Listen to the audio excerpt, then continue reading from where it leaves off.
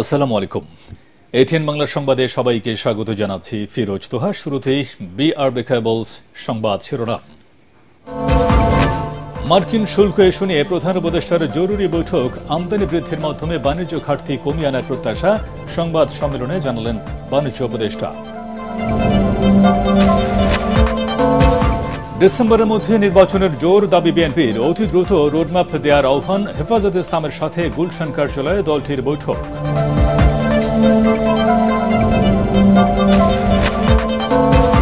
ইউনুস মোদি বৈঠক, নতুন বাংলাদেশের সাথে ভারতের মানিয়ে নেওয়ার প্রস্তুতি, বলছেন বিশেষজ্ঞরা। শেখ হাসিনা সহ অমীমাংসিত ইস্যুর সমাধান চাইবে ঢাকা, দিল্লির আকাঙ্ক্ষা গ্রহণযোগ্য নির্বাচন।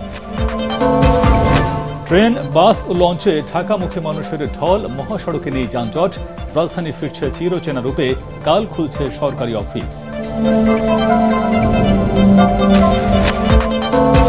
এবং নামকরা হাসপাতালগুলোর বিরুদ্ধে ইচ্ছেমতো মেডিকেল টেস্ট ফি নেওয়ার অভিযোগ, শিগগিরই ব্যবস্থা, বলছে স্বাস্থ্য মন্ত্রণালয়। ভুল চিকিৎসায় ডাক্তারদের বিরুদ্ধে আইনি পদক্ষেপের হুঁশিয়ারি। শুনছিলেন বিআরবি কেবলস সংবাদ শিরোনাম, এবারে বিস্তারিত। মার্কিন যুক্তরাষ্ট্রের ঘোষিত শুল্ক নীতি পোশাক খাতে কোনো প্রভাব ফেলবে না। প্রধান উপদেষ্টা নিজেই মার্কিন প্রশাসনের সাথে কথা বলে সমস্যার সমাধান করবেন বলে জানিয়েছেন বাণিজ্য উপদেষ্টা শেখ বশিরউদ্দিন। এছাড়া আমদানি বৃদ্ধির মাধ্যমে বাণিজ্য ঘাটতি কমিয়ে আনা হবে বলেও জানান বাণিজ্য উপদেষ্টা। তরিক ইসলামের রিপোর্ট। মার্কিন প্রেসিডেন্ট ডোনাল্ড ট্রাম্পের ঘোষিত নতুন শুল্ক আরোপ ও তার সমাধানে করণীয় নিয়ে আলোচনা করতেই অর্থনীতিবিদ, বিশেষজ্ঞ, উপদেষ্টা ও সরকারের উচ্চপদস্থ কর্মকর্তার সাথে রাষ্ট্রীয় অতিথি ভবন যমুনাতে প্রধান উপদেষ্টার এ বিশেষ সভা। সভা শেষে সংবাদ সম্মেলনে বাণিজ্য উপদেষ্টা বলেন, প্রধান উপদেষ্টা নিজেই মার্কিন প্রশাসনের সাথে কথা বলে সমস্যার সমাধান করবেন। প্রধান উপদেষ্টার নির্দেশনায় এবং প্রধান উপদেষ্টা নিজেই যুক্তরাষ্ট্র প্রশাসনের সাথে সংযুক্ত হবেন এই বিষয়ে আমাদের অবস্থানকে তুলে ধরার জন্য, এবং আমরাও সংশ্লিষ্ট যুক্তরাষ্ট্রের যে বিভাগগুলো রয়েছে, ইনক্লুডিং আমাদের এমবেসি ইন আমেরিকা এবং আমেরিকান এমবেসি ইন বাংলাদেশ, আমরা তাদের সাথে সংশ্লিষ্ট রয়েছি। আমাদের করণীয়গুলো আমরা বোঝার চেষ্টা করছি। আমরা এখানে সম্ভাবনাও দেখছি, আর যে সম্ভাবনার বিপরীত যে বিষয়গুলো রয়েছে আমরা সেগুলোকে সাম্যভাবে উপলব্ধি করে বাণিজ্য ঘাটতি কমিয়ে এনে আমরা আশা করছি যে তুলনামূলকভাবে আমরা আমাদের প্রতিযোগী দেশের থেকে একটা ভালো অবস্থানে যাওয়ার প্রচেষ্টায় রত আছি। নতুন শুল্ক আরোপের ফলে পোশাক শিল্প খাতে কোনো প্রভাব পড়বে না বলেও জানান উপদেষ্টা। সরকার মনে করেন জ্বালানি খাতে ব্যয়গুলো করে, বা ব্যক্তি খাতের যে ব্যয়গুলো হয়, এই ক্ষেত্রেও যদি ব্যক্তি খাত উৎসাহিত হবে, সরকার তো ব্যক্তি খাতকে বাধ্য করতে পারে না আমদানি করার ক্ষেত্রে, বাট উৎসাহী হবে যদি তারা দেখে যে না তাদের বাণিজ্যের বা তাদের ব্যবসার প্রসারের ক্ষেত্রে এটা একটা ভূমিকা রাখে। মার্কিন প্রশাসনের এমন ঘোষণাতে বাণিজ্যিক সম্ভাবনা আরো বাড়বে বলেও জানান উপদেষ্টা বশিরউদ্দিন। তরিক ইসলাম, এটিএন বাংলা, ঢাকা। ডিসেম্বরের মধ্যে নির্বাচন সম্পন্ন করার লক্ষ্যে প্রধান উপদেষ্টাকে দ্রুত রোডম্যাপ ঘোষণার জোরালো দাবি জানিয়েছে বিএনপি। শনিবার সন্ধ্যায় গুলশানে বিএনপির চেয়ারপারসনের কার্যালয়ে হেফাজতে ইসলাম বাংলাদেশের সাথে লিয়াজো কমিটির বৈঠক শেষে স্থায়ী কমিটির সদস্য সালাউদ্দিন আহমেদ এই দাবি জানান। বলেন, একটি মহল নির্বাচন নিয়ে বিভ্রান্তি ছড়ানোর চেষ্টা করছে, যার ফলশ্রুতিতে নির্বাচন নিয়ে জনমনে ধোঁয়াশা তৈরি হয়েছে। এ সময় আওয়ামী লীগ নিষিদ্ধের দাবি জানিয়েছে হেফাজতে ইসলাম। বিএনপিও চায় আওয়ামী লীগের গণহত্যার দায় বিচারের আওতায় আনা হোক। বিচারিক প্রক্রিয়ার মধ্য দিয়ে আওয়ামী লীগের ভাগ্য নির্ধারণ হলে জনগণ তা মেনে নেবে। অতীতে হেফাজতে ইসলামের নেতাকর্মীদের বিরুদ্ধে হয়রানিমূলক মামলা দ্রুত নিষ্পত্তির জন্য আন্তর্জাতিক অপরাধ ট্রাইব্যুনালের সংখ্যা বাড়ানোর দাবি জানিয়েছে তারা। বৈঠকে বিএনপি মহাসচিব মির্জা ফখরুল ইসলাম আলমগীর সহ হেফাজতের শীর্ষ নেতারা উপস্থিত ছিলেন। ডিসেম্বরের মধ্যে জাতীয় সংসদ নির্বাচনের জন্য মাননীয় প্রধান উপদেষ্টা আমাদেরকে আশ্বস্ত করেছিলেন, জাতির সামনে অনেকবার বলেছেন, কিন্তু প্রায় সময় দেখা যাচ্ছে কিছুদিন পর পর ডিসেম্বর থেকে জুনের থেকে ডিসেম্বরে এরকম একটা শিফটিং দেখা যাচ্ছে, এবং বিভিন্ন মহল থেকে নির্বাচন বিলম্বিত করারও বিভিন্ন রকমের পায়তারা আমরা লক্ষ্য করছি। আমাদের জোরালো দাবি, মাননীয় প্রধান উপদেষ্টা অতি অবশ্যই খুব দ্রুত নির্বাচনের রোডম্যাপ দিবেন যাতে ডিসেম্বরের মধ্যে জাতীয় সংসদ নির্বাচন অনুষ্ঠান করা যায়। বিমস্টেক সম্মেলনে ডক্টর ইউনূস ও নরেন্দ্র মোদীর বৈঠক বাংলাদেশের নতুন বাস্তবতার সাথে ভারতের খাপ খাইয়ে নেয়ার প্রস্তুতি বলে মনে করছেন বিশেষজ্ঞরা। তারা বলছেন, এর মাধ্যমে আওয়ামী লীগকে আঁকড়ে না ধরে সামনের দিকে এগিয়ে যাওয়ার পরিকল্পনা করছে ভারত। তবে সেভেন সিস্টার ও সংখ্যালঘুদের নিরাপত্তা সহ বাংলাদেশে অন্তর্ভুক্তিমূলক নির্বাচনের আকাঙ্ক্ষাও বৈঠকে স্পষ্ট করেছে দিল্লি। ইমদাদুল্লাহ বাবুর রিপোর্ট। 5 আগস্ট রাজনৈতিক পট পরিবর্তনের পর বাংলাদেশের পক্ষ থেকে কয়েকবার চেষ্টা করেও ভারতের প্রধানমন্ত্রী নরেন্দ্র মোদীর সাথে বৈঠক আয়োজন করা সম্ভব হয়নি। 7 মাসে 3 বারের চেষ্টায় থাইল্যান্ডের ব্যাংককে শেষ হওয়া বিমস্টেকের 6ষ্ঠ আসরে প্রথমবারের মতো কথা হয় এই দুই নেতার। বিশেষজ্ঞরা বলছেন, আওয়ামী লীগ সরকার পতনের পর এই বৈঠকে ভারত বাংলাদেশ সম্পর্কে নতুন দৃষ্টিভঙ্গি তৈরি করেছে। আন্তর্জাতিক ক্ষেত্রে সুপরিচিত ব্যক্তিত্ব, উনি বারবার দেখা করতে চেয়েছেন, বারবার দেখা করতে চাইছে না, এটা একটা বিশ্বের নজরে রেখেছে। 150 দূতাবাস আছে দিল্লিতে, তারা ওয়াচ করছে। সুতরাং ভারত বিশ্বে বদনামের যেন রক্ষা করার জন্য এই সময় করেছে। হ্যাঁ, আমরা দেখা করেছি, আমরা আলাপ করেছি। আমরা এখন আশা করব যে ভারত কিছুটা হলেও নমনীয় হবে। বাংলাদেশ পরিবর্তিত হচ্ছে। ভারত এই উপলব্ধিটা যদি করে, তারা পজিটিভলি এনগেজ থাকতে চায়, কনস্ট্রাকটিভলি আমাদের সাথে কাজ করতে চায়, আমরাও তাই চাই। আর তাদের সমস্যা আমাদেরও সমস্যা, কারণ আমরা ভৌগোলিকভাবে এমন জায়গায় অবস্থিত, একজন আরেকজনকে ছেড়ে থাকা মুশকিল। প্রধান উপদেষ্টা মহোদয় বলেছে যে আমরা ভারতের সাথে সম্পর্ক চাই সম্মানজনক এবং সমতার ভিত্তিতে। কাজেই ভারত যদি এই মৌলিক বিষয়গুলো, নীতিগত অবস্থানগুলোকে মেনে নেয়, আমি মনে করব সম্পর্ক স্বাভাবিক হওয়ার একটা সুযোগ তৈরি হয়েছে। বৈঠকে বাংলাদেশের পক্ষ থেকে গঙ্গা চুক্তি নবায়ন, অমীমাংসিত তিস্তা ইস্যু এবং শেখ হাসিনাকে ফেরত দেওয়ার বিষয়টি তুলে ধরা হয়। জাতিসংঘের হিউম্যান রাইটস কমিশন একটা রিপোর্ট দিয়েছে হাসিনার উপরে। India is not in a very comfortable position, তাই না? তবে হাসিনার প্রত্যাবর্তন ভারত করবে বলে আমার মনে হয় না। বাংলাদেশের রাজনীতি কোন দিকে যাচ্ছে এখন, ইলেকশন কখন হবে, ইলেকশনে কারা আসবে, সেই হিসেবে বাদ ক্যালকুলেশন করে বাদকে স্লোলি হয়তো আগাবে। সহসা তাদের যে পরিবর্তন হবে বলে মনে হয় না। যদি তাই হতো তাহলে কিন্তু সংখ্যালঘু ব্যাপারটা তারা সামনে নিয়ে আসতো না। দুইটা বিষয় ওখানে এসছে, যে তিনি ওখানে বসে যেসব বক্তব্য দিচ্ছেন, যেগুলো বাংলাদেশের অভ্যন্তরে জটিলতা তৈরি করছে, এটা বন্ধ করার জন্য তিনি অনুরোধ করেছেন ভারতের প্রধানমন্ত্রী। আর বাংলাদেশের দিক থেকে বলা হয়েছে যে তাকে আমরা চাই। তবে যেহেতু প্রধানমন্ত্রীর বিষয়, তো এখানে তো আইনি বিষয় থাকবে, রাজনৈতিক বিষয় থাকবে, সেই বিষয়গুলো আমার ধারণা এখানে সিদ্ধান্ত গ্রহণের জায়গায় আসবে। এখন তাদের দিক থেকে সিদ্ধান্ত, তারা বিভিন্ন বিষয় বিবেচনা করে সিদ্ধান্ত নেবেন। এ অবস্থায় প্রধান উপদেষ্টা ডক্টর মোহাম্মদ ইউনূস ও প্রধানমন্ত্রী নরেন্দ্র মোদীর মধ্যকার আলোচিত বিষয়গুলো নিয়ে ভবিষ্যৎ আলোচনার জন্য পররাষ্ট্র মন্ত্রণালয়ের কূটনৈতিক প্রস্তুতি জরুরি বলেও মনে করছেন বিশ্লেষকরা। ইমদাদুল্লাহ বাবু, ATN বাংলা, ঢাকা। কেনাকাটা আর রেকর্ড প্রবাসী আয়ে ঈদ উৎসবে গতি ফিরেছে দেশের অর্থনীতিতে। শুধু কেনাকাটা হয়েছে 60 থেকে 70 ভাগ। দোকান মালিক সমিতির প্রাথমিক হিসেবে আগের তুলনায় কিছুটা কমলেও এবছর ঈদ উল ফিতরে ব্যবসা হয়েছে প্রায় 1.5 লাখ কোটি টাকা। আর ঈদের ছুটির আগে গত মাসের 26 দিনে রেমিটেন্স এসেছে প্রায় $3 বিলিয়ন। বিশ্লেষকরা বলছেন, রাজনৈতিক স্থিতিশীলতা ও আইনশৃঙ্খলা পরিস্থিতি স্বাভাবিক থাকলে এর পরিমাণ বাড়ত আরও কয়েক গুণ। শরফুল আলমের রিপোর্ট। ঈদ উৎসব মানেই ব্যবসা বাণিজ্য তথা অর্থনীতির গতি। গরিব ধনী সবাই নিজেদের সাধ্যমতো ঈদের কেনাকাটা করে থাকেন।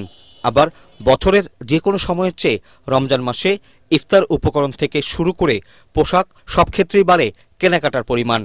বাংলাদেশ দোকান মালিক সমিতির প্রাথমিক হিসাবে এবারের ঈদে তুলনামূলকভাবে অন্য বছরের চেয়ে কেনাকাটার পরিমাণ কমেছে। তবে এরপরও 1,20 কোটি থেকে 1.5 লাখ কোটি টাকার কেনাকাটা হয়েছে এবারের ঈদে। লক্ষ্যমাত্রা 60 to 70% অর্জন করতে পেরেছি।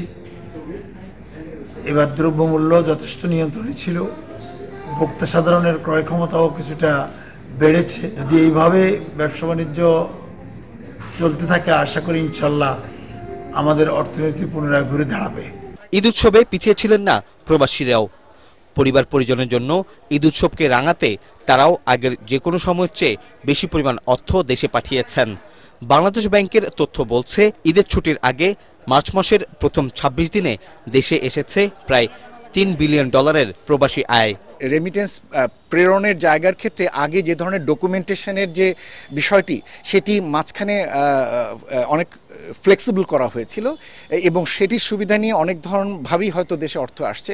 যৌক্তিকভাবেই একজন রেমিটার পাঠাচ্ছেন কিনা, তার আয়ের উৎস কিনা কোনো অপ্রদর্শিত আয়ের অর্থটি যেন দেশে এসে বৈধ না হয়ে যায়, সেই বিষয়গুলো কিন্তু দীর্ঘমেয়াদে দেখবার প্রয়োজন পড়বে। রাজনৈতিক স্থিতিশীলতা ও আইনশৃঙ্খলা পরিস্থিতি স্বাভাবিক থাকলে আগামী ঈদে কেনাকাটা পরিমাণ আরও কয়েক গুণ বাড়বে বলে মনে করছেন বিশ্লেষকরা। শরফুল আলম, এটিএন বাংলা, ঢাকা। নারীর টানে বাড়ি যাওয়া মানুষ ছুটি শেষে ফিরছেন রাজধানীতে। সড়কে যানজট না থাকায় অনেকটা স্বস্তিতেই ফিরছেন যাত্রীরা। তবে ট্রেনে স্ট্যান্ডিং টিকিটের বাইরেও যাত্রী ওঠায় ভোগান্তি পোহাতে হয়েছে আগে থেকে টিকিট কাটা যাত্রীদের। সদরঘাটে তুচ্ছ ঘটনাকে কেন্দ্র করে সংঘর্ষে জড়িয়ে পড়েন যাত্রী ও লঞ্চ কর্মচারীরা। এদিকে টানা ছুটি শেষে কাল খুলছে সরকারি অফিস। মিজান শাহজাহানের রিপোর্ট। দেশের বিভিন্ন প্রান্ত থেকে ঈদের ছুটি শেষে পরিবার পরিজন নিয়ে ঢাকা ফিরছেন তারা। কমলাপুর রেল স্টেশনে দেখা গেছে কর্মজীবী মানুষের উপচে পড়া ভিড়। উত্তরের জেলা দিনাজপুর ও ঠাকুরগাঁও থেকে 10 ঘন্টা জার্নি করে আসা যাত্রীরা বলেন, অতিরিক্ত যাত্রী পরিবহনের কারণে ভোগান্তি পোহাতে হয়েছে তাদের। অত্যন্ত যাত্রী দিয়ে দিচ্ছে, টিকিট নাই, হুদায় উঠে বসে আছে। রাত 10টা করছি, এখন নামছি, বুঝলেন তাহলে কি জার্নির ভিতরে আছে। এত যাত্রী ছিল, সব দাঁড়িয়ে স্ট্যান্ডিং যাত্রী, এবং ওয়াশরুমে যাওয়ার মতো কোনো ওয়ে ছিল না। রবিবার থেকে ক্লাস ল্যাবের সাথে পরীক্ষাও শুরু হয়ে যাবে। আমি জানি না আমার কয়জন সহপাঠী সঠিক সময়ে ক্লাসে অ্যাটেন্ড করতে পারবে। এবার দীর্ঘ ঈদ ছুটির কারণে অনেকে আগে ভাগে ফিরে আসায় তেমন চাপ পোহাতে হচ্ছে না মহাসড়কে।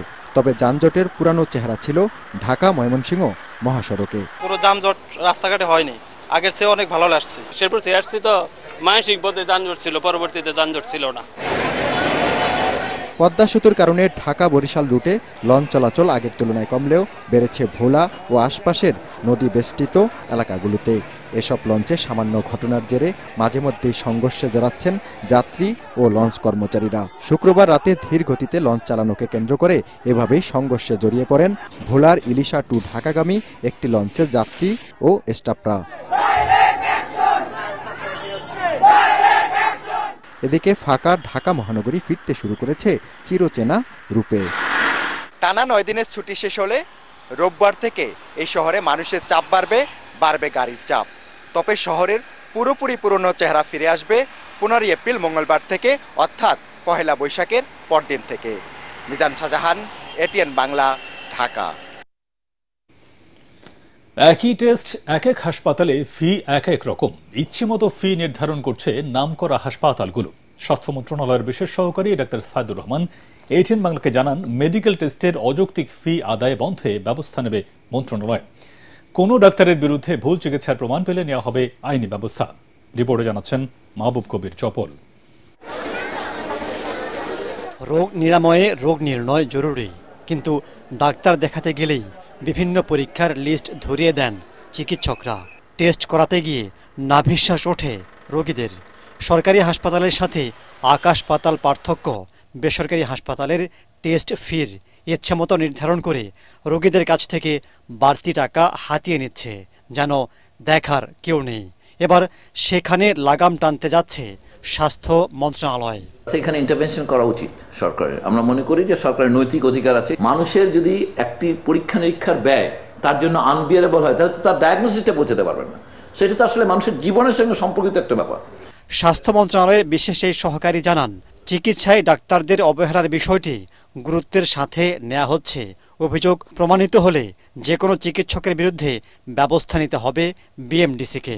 53 বছরে মাত্র 50টা সাজা হওয়া, অথবা যেটা নাকি পাশের দেশ বা যে কোনো দেশে, আমরা বলছি না যে সাজা হতেই হবে, কিন্তু বিচারহীনতার কারণে মানুষ আস্থা হারিয়ে ফেলছে এই প্রতিষ্ঠানটার প্রতি, এবং প্রতিষ্ঠানটা আস্থা হারানোর কারণে আসলে আমাদের যেই কর্মস্থলে নিরাপত্তা বিঘ্নিত হচ্ছে।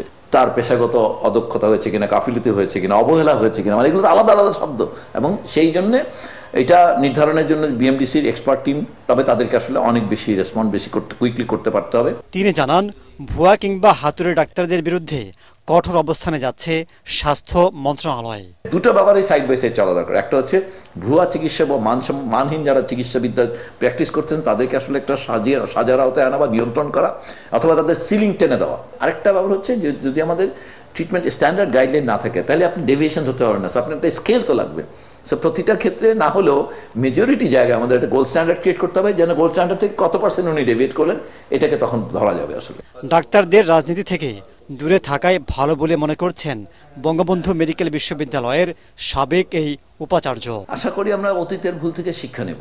মাহবুব কবির চপল, ATN বাংলা, ঢাকা। ভারতের মুসলিম স্বার্থ বিরোধী ওয়াকফ সংশোধনী বিল পাশ ও বিজেপি সরকারের মুসলিম বিরোধী পদক্ষেপের নিন্দা ও উদ্বেগ জানিয়েছে ইসলামী ছাত্র শিবির। প্রতিবাদের রাজধানীর শাহবাগে মানববন্ধনে শিবির নেতারা বলেন, ওয়াকফ সংশোধনী বিল মুসলমানদের ধর্মীয় স্বাধীনতা, অধিকার ও মালিকানা হরণ করার একটি ঘৃণ্য চক্রান্ত। তাদের আশঙ্কা, এই আইনের ফলে মুসলমানদের দান করা মসজিদ, মাদ্রাসা, কবরস্থানের মতো ধর্মীয় সম্পদগুলোতে সরকারি হস্তক্ষেপ ও দখলের পথ হল।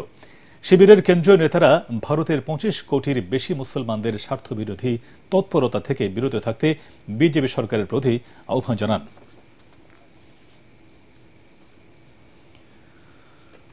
মাতোয়াল ল্যান্ডফিলে এখন থেকে বর্জ্যে আগুন না জ্বালানো এবং পুড়িয়ে সীসা না গলানোর নির্দেশ দিয়েছেন পরিবেশ উপদেষ্টা সৈয়দা রিজওয়ানা হাসান। মাতোয়াল ল্যান্ডফিল পরিদর্শন করে এই নির্দেশনা দেন তিনি। ল্যান্ডফিলের পাশে দুটি স্টিল রোলিং মিল বন্ধেরও নির্দেশনা দেন এই উপদেষ্টা। রিজওয়ানা হাসান বলেন, অল্প সময়ের মধ্যে চাইলেই এখানকার পরিবেশ দূষণ রোধ যেমন সম্ভব নয়, একই সাথে ল্যান্ডফিলও অন্য কোথাও সরিয়ে নেওয়া সম্ভব না। কিভাবে বৈজ্ঞানিক উপায়ে বর্জ্য ব্যবস্থাপনা করে দূষণ কমানো যায় সে বিষয়ে সরকার সচেষ্ট বলেও জানান পরিবেশ উপদেষ্টা। গোটা দেশব্যাপী এই বেহাল অবস্থা। আপনি যদি এই বর্জ্যগুলো অন্যত্র কোথাও নিয়েও ব্যবস্থাপনার কথা বলেন, সেই জায়গাও তো আসলে আমাদের নাই। আমরা যে নির্দেশনাগুলো দেব সেটা হচ্ছে, যেটা বলা হলো যে আগুন দেওয়া যাবে না। বর্জ্য ব্যবস্থাপনাগুলোকে আমরা একটু নিয়মে আনতে পারি কিনা, যে প্লাস্টিক পলিথিন বর্জ্য একদিকে, পচনশীল বর্জ্য একদিকে, কাঁচ আরেকদিকে। সেভাবে করে আসলে কিন্তু সব বর্জ্য এখানে আসবে না। আমরা অলরেডি রিসাইক্লিং যারা করে তাদের সাথে যোগাযোগ করছি যে তারা কতটুকুন বর্জ্য নিয়ে যেতে পারবে, তাহলে এখানে পাইলটা কমে যাবে। আল আরাফা ইসলামী ব্যাংক অর্থ সংবাদ।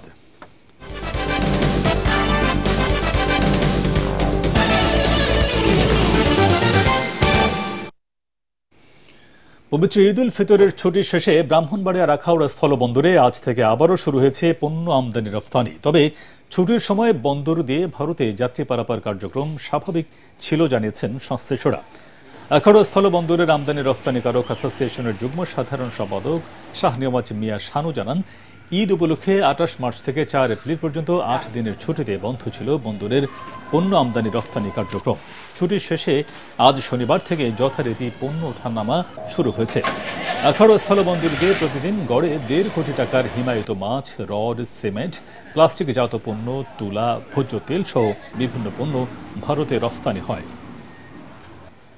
এবারে পার্টেক্স খেলার খবর।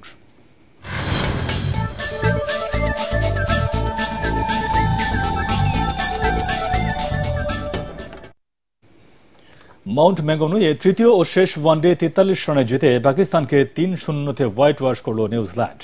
এতে সিরিজের 8 ম্যাচের 7টিতে হেরে নিউজিল্যান্ড সফর শেষ করল পাকিস্তান। টস হেরে ব্যাট করতে নেমে 42 ওভারে 8 উইকেটে 264 রান তোলে স্বাগতিকরা। দলের পক্ষে সর্বোচ্চ 59 রান করেন অধিনায়ক মিচেল ব্রেসওয়েল। ওপেনার রিস মারিও করেন 58 রান। পাকিস্তানের বোলারদের মধ্যে আকিফ জাভেদ 62 রানে 4 উইকেট তুলে নেন। জবাবে বাবর আজমের 50তেও 221 রানের বেশি সংগ্রহ করতে পারেনি Pakistan. Kiwi medium pacer Ben Sears 34 রানে 5 উইকেট তুলে নিয়ে পাকিস্তানের ধস নামান। শেষ করার আগে বিআরবি কেবলস সংবাদ শিরোনাম আরেকবার। মার্কিন শুল্ক ইস্যু নিয়ে প্রধান উপদেষ্টার জরুরি বৈঠক। আমদানি বৃদ্ধির মাধ্যমে বাণিজ্য ঘাটতি কমিয়ে আনার প্রত্যাশা, সংবাদ সম্মেলনে জানালেন বাণিজ্য উপদেষ্টা। ডিসেম্বরের মধ্যে নির্বাচনের জোর দাবি বিএনপির। অতি দ্রুত রোডম্যাপ দেওয়ার আহ্বান। হেফাজতে ইসলামের সাথে গুলশান কার্যালয়ে দলটির বৈঠক।